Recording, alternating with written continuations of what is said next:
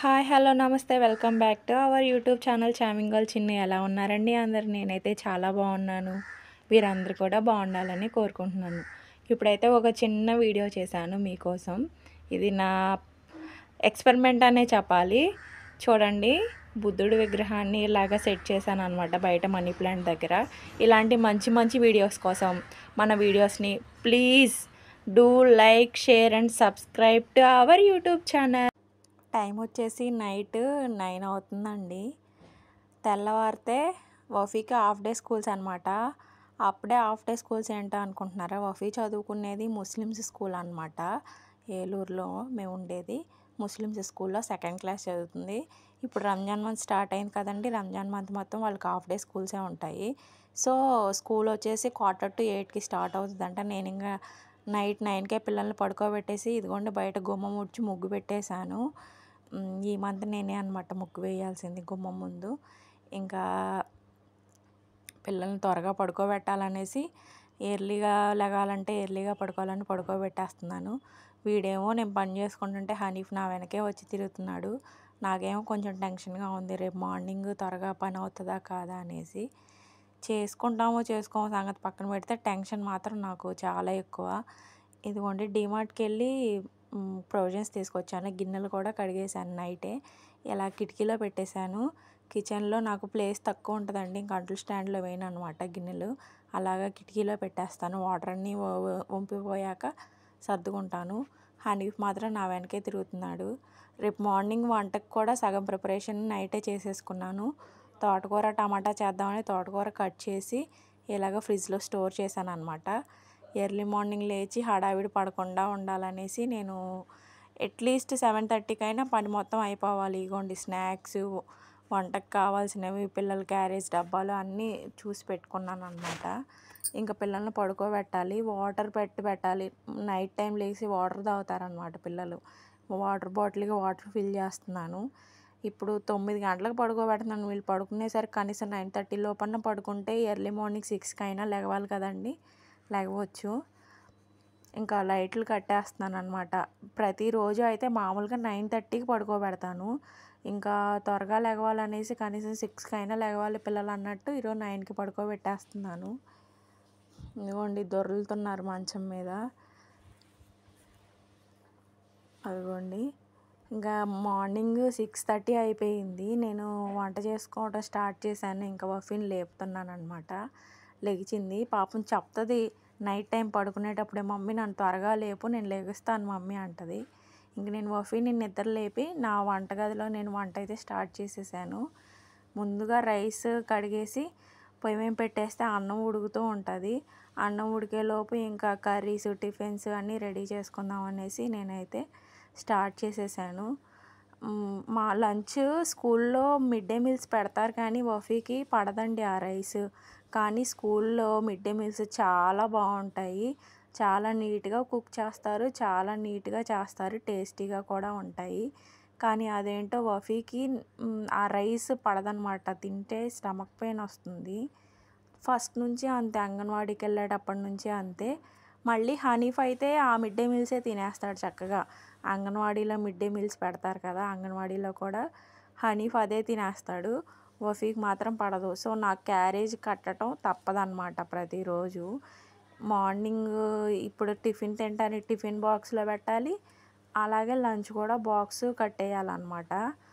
ఇంకా అందుకేనమాట నాకు ఇంత పరుగుగా అనిపిస్తుంది.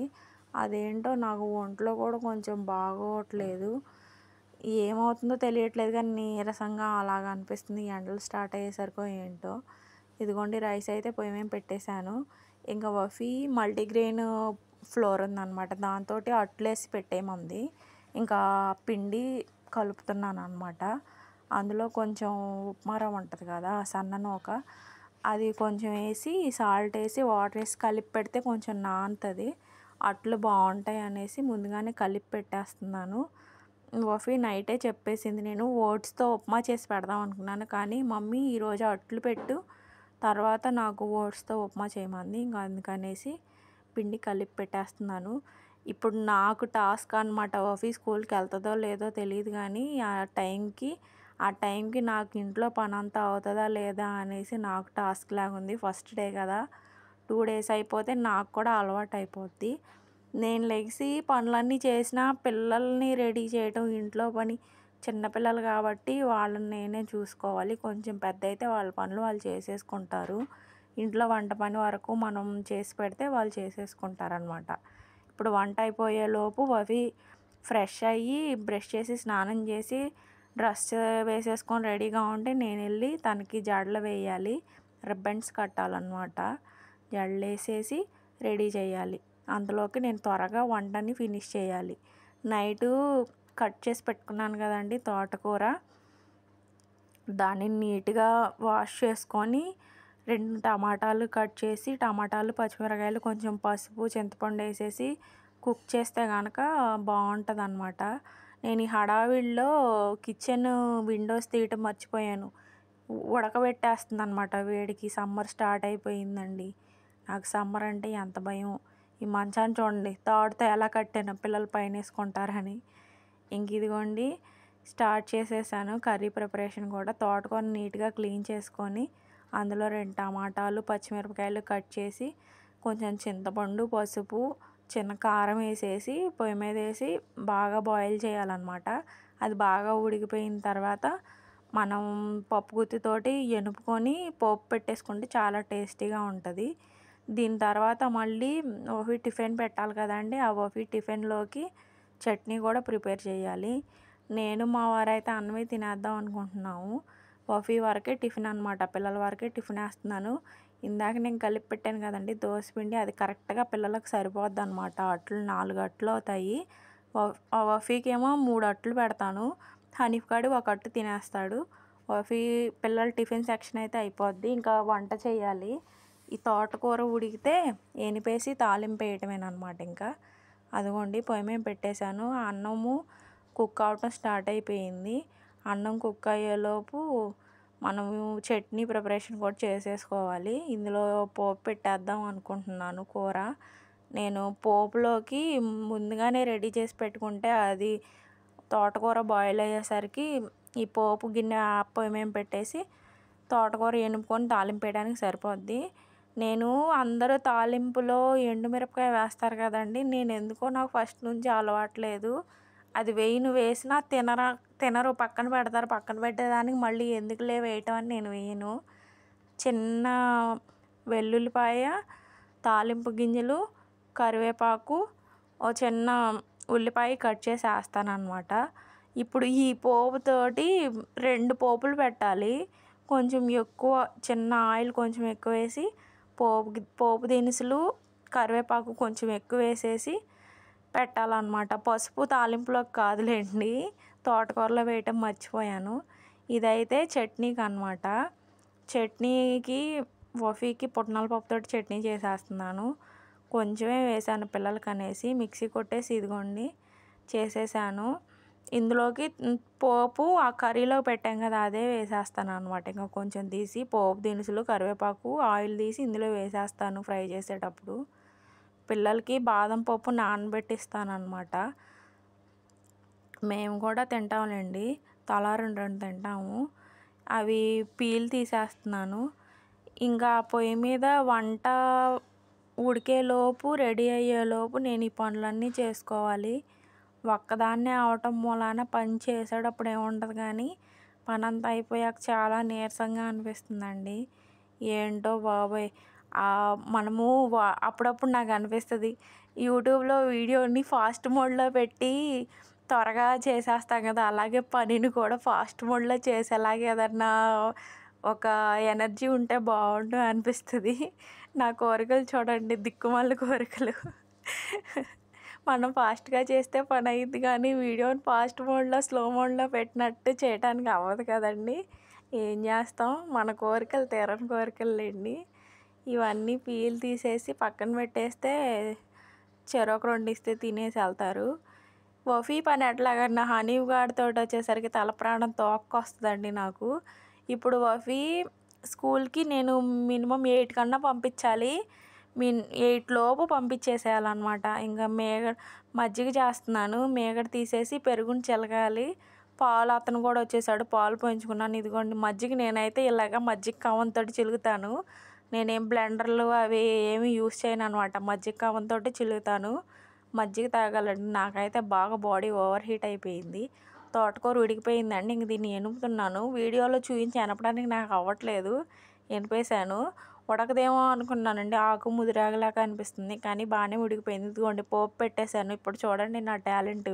ఇందులో నుంచి పోపు దినుసులు, కొంచెం ఆయిల్, కరివేపాకు సపరేట్ చేసి ఆ చట్నీలో పోపు వేయాలన్నమాట. చూడండి నేను వేస్తాను అలాగే. మళ్ళీ ఉల్లిపాయ చట్నీలోకి వస్తే బాగోదు కదండి. సో కరివేపాకు, పోపు దినుసులు వేయాలన్నమాట. అట్లనే వేస్తాను చూడండి. అదే చట్నీ అనమాట ఇప్పుడు మాకు పిల్లలకి. ఏం చేస్తామండి, వంట త్వరగా అయిపోవాలంటే ఇదే. ఇంకా 10 గిన్నెలు పెట్టి 10 పోపులు వేసి చేయటం మన వల్ల కాదనమాట. నేనైతే ఇలాగే చేస్తాను, ఫాస్ట్గా చేసేయాలి అన్నట్టు. ఇదిగోండి చట్నీలోకి పోపు అయిపోయింది, రెడీ. ఇంకా కూర అయితే తాలింపులో వేసేస్తున్నాను.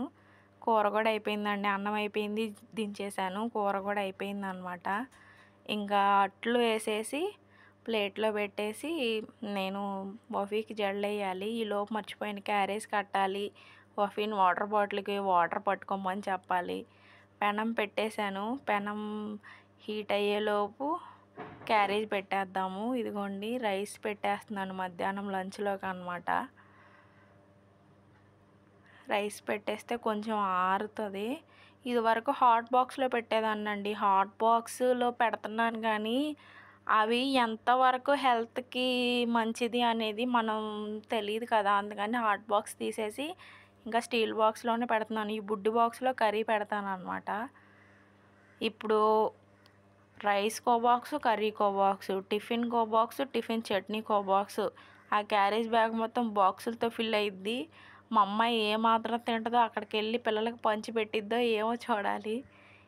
పెనం కూడా హీట్ అయిపోయిందండి. ఇంకా అట్లు వేసేస్తున్నాను. బాగానే ఉంటాయండి అట్లు. వఫీ కూడా ఇష్టంగానే తింటుంది. మల్టీగ్రెయిన్ పౌడర్ అంటే ఇంకా సమ్మర్ స్టార్ట్ అయిపోయింది కదండి.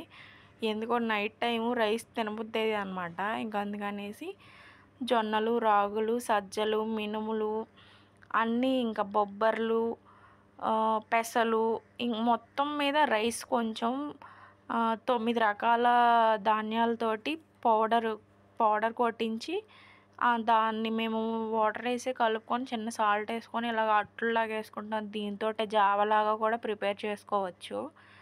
ఇది పట్టించి పెట్టాను. ఒక 2 కిలోల పిండి పట్టించి పెట్టాను అనమాట. పిండి కూడా నిండుకుంటుంది, అయిపోవచ్చింది. మళ్ళీ ప్రిపేర్ చేసుకోవాలి. ఇదిగోండి వఫీకి చట్నీ బాక్స్లో చట్నీ కూడా పెట్టేశాను. ఇందులో దోశలు పెట్టేయాలి. ఇదిగోండి వఫీ ఫ్రెష్ అయిపోయి రెడీ అయ్యి వచ్చింది నా దగ్గరికి. బాదం పప్పులు ఇద్దాము, అందులోకి తింటూ కూర్చుంటుందని నేనే పిలిచాను. వఫీ కోట బాదం పప్పులు ఇచ్చేసానండి. ఇంకా హనీవి మావి ఉన్నాయి. ఇదిగోండి ఒక అట్టేసి అడిగిస్తే ఆడు తింటా ఉంటాడనేసి వాడికి ఇచ్చేసాను. వీడు ఇంకా స్నానం చేయలేదు. వాళ్ళ డాడీ ఇద్దరు కలిసి చేసుకొని వస్తారనమాట స్నానం. ఇదిగోండి ఆయన అట్లు తింటున్నాడు. నేను ఇంకా వఫీకి రెడీ చేయాలి. వఫీకి తల దువ్వేసి టిఫిన్ కూడా బాక్స్లో పెట్టేసి క్యారేజ్ కట్టేయాలన్నమాట. క్యారేజ్ కట్టడం అంటే ఇంకా బాక్స్లన్నీ క్యారేజ్ బ్యాగ్లో సర్దాలి. అదిగోండి జడలు కూడా వేసేసాను. ఇంక ఇవన్నీ ప్యాక్ చేయాలి. మర్చిపోకుండా ఏ బాక్సు స్కిప్ అవ్వకుండా మొత్తం పెట్టేయాలన్నమాట. మొన్న అయితే ఇలాగే కర్రీ బాక్స్ ఇంట్లో పెట్టేసి క్యారేజ్ పంపించేశాను. పాపం ఎలా చేసిందో ఏంటో అనుకున్నాను. స్కూల్లో కర్రీ వేయించుకొని తినేసిందంట. ఇదిగోండి బ్యాగులు 2 బయట పెట్టేస్తాను. ఇంకా స్కూల్ బ్యాగు, క్యారేజ్ బ్యాగు. వఫీ ఇంకా స్కూల్కి వెళ్ళటానికి రెడీ అనమాట. ఇంకా స్కూల్కి వెళ్ళేసి టిఫిన్ తింటుంది. వాటర్ బాటిల్కి వాటర్ తనే పట్టుకుంది. ఇంకా పెట్టేశాను. ఇదిగోండి వీడికి బాదం పప్పులు ఇచ్చేస్తున్నాను. టిఫిన్ తిన్నాడు. వీడు కూడా వెళ్తాడనమాట వాళ్ళ అక్కని స్కూల్ దగ్గర డ్రాప్ చేయడానికి. క్యారేజ్ బ్యాగ్ బాగా బరువుగా ఉంది డాడీ అని చెప్తుంది వఫీ. అంటే 2 బాక్సులు అయినాయి కదండి పాపం. ఏంటో సెకండ్ క్లాస్కి ఆ బ్యాగు, ఆ క్యారేజ్లు. మాకైతే అప్పుడు బుక్సే ఉండేవి కాదు.